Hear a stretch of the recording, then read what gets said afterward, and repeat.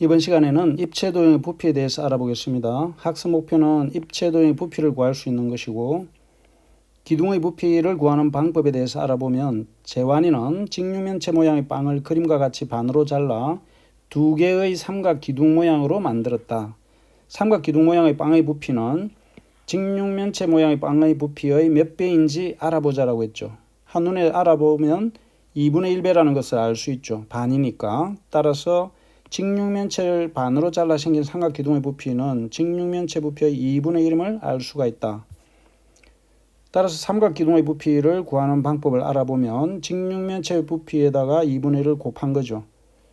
따라서 직육면체의 부피는 또 직육면체의 밑넓이 곱하기 높이이므로 삼각기둥의 부피는 삼각기둥의 밑넓이 곱하기 높이라고 설명할 수 있습니다. 자, 여기서 2분의 1 곱하기 직육면체의 밑넓이라는 것이 삼각기둥의 밑넓이와 같죠. 따라서 일반적으로 밑면이 다각형인 각 기둥은 여러 개의 삼각기둥으로 나눌 수 있으므로 각 기둥의 부피는 나누어진 삼각기둥의 부피의 합으로 구할 수 있다. 아래 그림에 보면 오각기둥이죠. 오각기둥은 삼각기둥의 3개의 부피의 합으로 구할 수 있죠. 따라서 밑넓이 곱하기 높이가 모든 각 기둥의 부피를 구하는 식이 된다는 것을 알 수가 있겠습니다.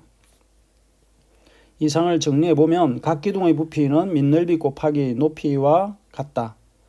한편 원기둥 속에 꼭 맞는 각 기둥에서 밑면의 변의 개수를 점점 늘려가면 각 기둥은 원기둥에 가까워지죠. 따라서 원기둥의 부피도 각 기둥의 부피와 같은 방법으로 구할 수 있다는 것을 알 수 있겠습니다. 이상을 정리하면 기둥의 부피는 이때 기둥이라 함은 각 기둥과 원기둥을 포함하는 것입니다. 그래서 기둥의 부피는 밑넓이 곱하기 높이로 구할 수가 있겠습니다.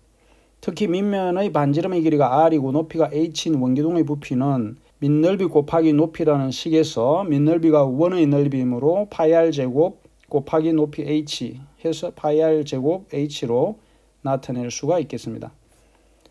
예제 1번을 보면 각 기둥의 부피를 구하기로 했는데 1번의 부피를 구해보면 부피는 밑넓이 곱하기 높이이므로 밑넓이가 삼각형이죠. 그래서 삼각형의 넓이 2분의 1 곱하기 밑변 곱하기 높이를 하고 기둥의 높이인 8을 곱하면 30, 38, 240이 되겠죠. 240 단위는 세제곱 센티미터. 2번도 원기둥의 부피를 구해보면 밑넓이 곱하기 높이이므로 밑넓이는 반지름이 2cm인 원의 넓이죠. 그래서 파이 r 제곱 2의 제곱 곱하기 높이 6 46 24 파이 세제곱 센티미터가 되겠습니다. 문제 1번도 보면 1번의 기둥의 부피는 밑넓이가 사다리꼴이죠. 그래서 사다리꼴은 2분의 1 곱하기 아랫변 더하기 윗변 곱하기 높이 에다가 기둥의 높이인 10을 곱하면 되겠죠. 76, 42에 420이 되죠. 420 세제곱 센티미터. 2번은 원기둥의 부피인데 원기둥의 부피도 마찬가지로 밑넓이 곱하기 높이이므로 밑넓이는 반지름이 10cm인 원이죠. 그래서 파이의 r 제곱 곱하기 높이 하면 400파이 세제곱 센티미터가 되겠습니다. 문제 2번은 오른쪽 그림의 케이크는 밑면의 모양이 부채꼴인 입체도형이다. 이 케이크의 부피를 구하시오라고 했는데 케이크는 원기둥의 일부죠. 따라서 부피를 구해보면 밑넓이는 부채꼴이니까 부채꼴의 넓이를 구하면 되겠습니다. 부채꼴의 넓이는 원의 넓이 파이의 r 제곱 곱하기 360분의 중심각의 크기죠. 곱하기 높이 계산을 하면 35, 32 그러면 95, 45가 되겠죠. 45 파이 세제곱 센티미터가 되겠습니다. 다음은 뿔의 부피를 구하는 방법에 대해서 알아보면 밑면이 합동이고 높이가 같은 뿔과 기둥 모양의 그릇을 준비하여 다음 활동을 해보자 라고 했죠. 어떤 활동이냐 하면 사각뿔 모양의 그릇에 생모래를 가득 채워 사각 기둥 모양의 그릇에 부으면 몇 번 만에 가득 채워지는지 알아보자 라고 했습니다. 그래서 뿔의 부피와 기둥의 부피의 비를 알아보고자 하는 것이죠. 그래서 각 뿔의 모양의 그릇에 모래를 채워서 부으면 그림과 같이 3번 부어서 가득 채워지는 것을 알 수가 있습니다. 그러면 사각뿔의 모양은 사각 기둥 모양의 부피의 3분의 1이 된다는 것을 알 수 있겠죠.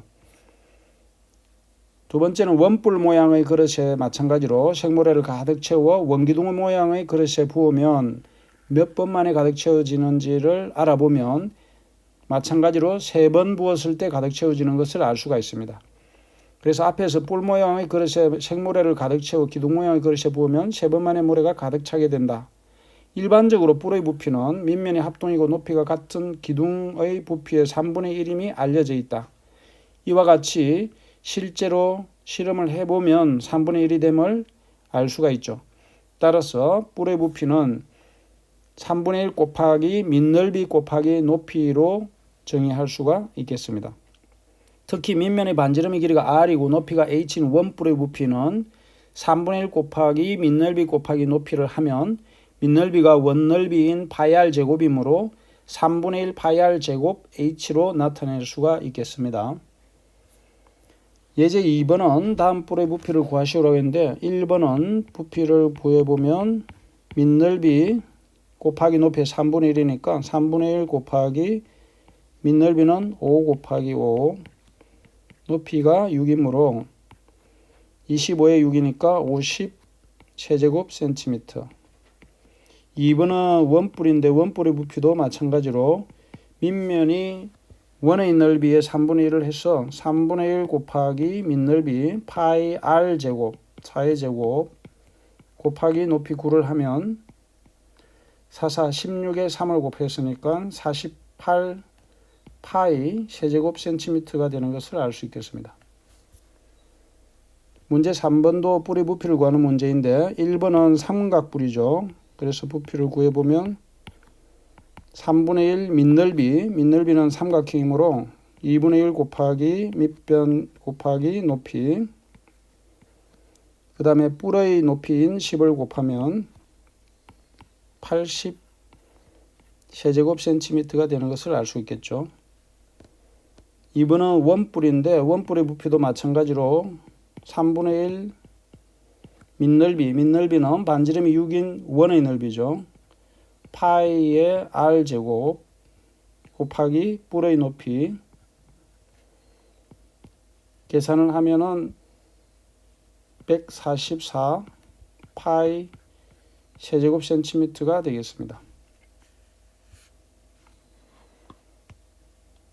다음은 창의 융합 문제로 오른쪽 그림과 같이 원기둥 모양과 원뿔 모양의 두 가지 아이스크림이 있다. 두 아이스크림의 가격이 같을 때 어떤 것을 선택하는 것이 더 유리한지 알아보자.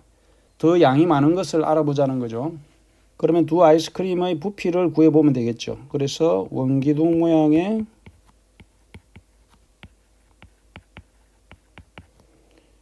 부피를 구해보면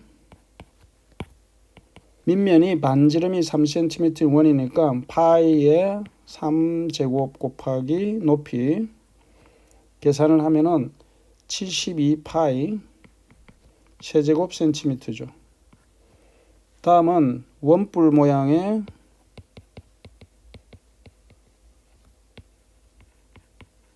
아이스크림의 부피를 구해보면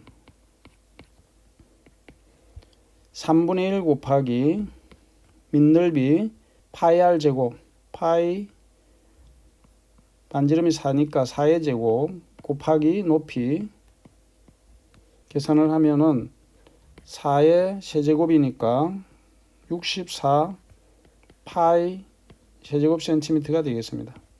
따라서 원기둥 모양의 아이스크림을 사는 것이 더 유리하다고 할 수 있겠죠. 이상으로 이번 시간에는 입체 도형의 부피에 대해서 알아봤습니다.